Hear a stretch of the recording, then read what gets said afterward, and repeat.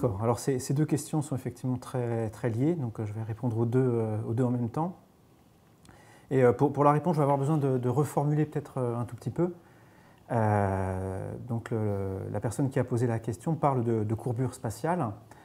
Et effectivement, quand on fait de la cosmologie, c'est-à-dire qu'on essaye de décrire notre univers de façon mathématique, quand on fait de la physique pour décrire l'univers, on est assez vite amené à décrire l'univers comme une surface. Plus précisément, c'est quelque chose qui aurait 4 dimensions, 3 dimensions de temps et une d'espace, et une surface qui serait courbée. C'est quelque chose qui, en 4 dimensions, est vraiment très difficile à imaginer. Je ne sais pas si d'ailleurs il y a quelqu'un sur Terre qui arrive à imaginer ça, c'est assez abstrait. Mais par contre, ce qu'on peut faire, c'est avoir une vision analogue de ça dans un univers qui ne contiendrait que 2 dimensions. Les surfaces à 2 dimensions, ce sont les surfaces au sens usuel. La surface de cette table, par exemple, c'est une surface à 2 dimensions.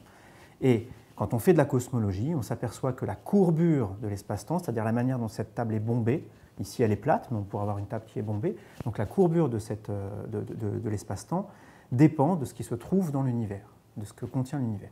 Et il se trouve aussi qu'on peut mesurer la courbure de l'espace-temps par différentes méthodes dont je ne vais pas rentrer dans le détail, mais effectivement le satellite WMAP qui est mentionné dans la question fournit un moyen vraiment très précis pour mesurer ça.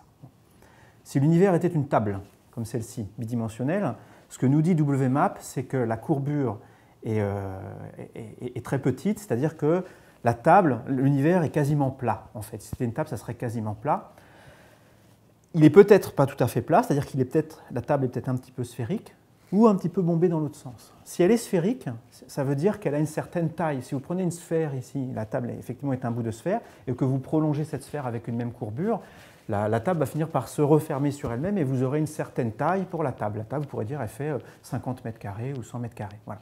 Donc la question que pose l'internaute, c'est pour l'univers, quelle est finalement la taille de l'univers qui correspond à ça? Alors bien évidemment, il faut toujours se méfier des bien évidemment. Quand un physicien vous dit ça, ça l'est peut-être pas forcément. Mais il est assez naturel, en tout cas, d'imaginer que si l'univers est plat, comme cette table, il s'étend indéfiniment dans toutes les directions, et il est effectivement infini. Donc si, comme le suggèrent les données de WMAP, l'univers est plat, alors il est infini. S'il a une petite courbure, il va effectivement se refermer sur lui-même au bout d'une certaine distance, et il va avoir une taille finie. On ne peut pas tout à fait répondre à la question de quelle est la taille de l'univers parce qu'on ne connaît pas exactement la courbure. Il y a des incertitudes comme le mentionne la question. Cependant, la question, en fait, elle n'a pas de sens. Finalement, ça n'a pas tellement de sens de se poser la question de la taille de l'univers dans son ensemble parce que l'essentiel de l'univers autour de nous, on n'y aura jamais accès. Il n'y a qu'une distance finie au-delà de laquelle on ne voit rien dans l'univers parce que la lumière n'a pas eu le temps de nous en parvenir. L'univers a un âge fini, en fait. Il a à peu près un peu moins de 15 milliards d'années. Donc tout ce qui est trop loin, en fait, correspond à un temps qui serait au-delà de la naissance de l'univers. Et donc on n'a pas de lumière qui nous permet là, on n'a pas d'information.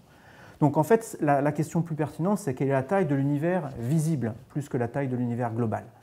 Et ça, on en a par contre une réponse assez claire pour ça. Alors on peut pinailler sur ça, mais en gros, effectivement, l'univers ayant 15 milliards d'années, l'univers s'étant expandu, on peut dire que la taille en fait, de l'univers visible, ça fait à peu près quelques dizaines de milliards d'années-lumière. Donc une cinquantaine de milliards d'années-lumière. Voilà.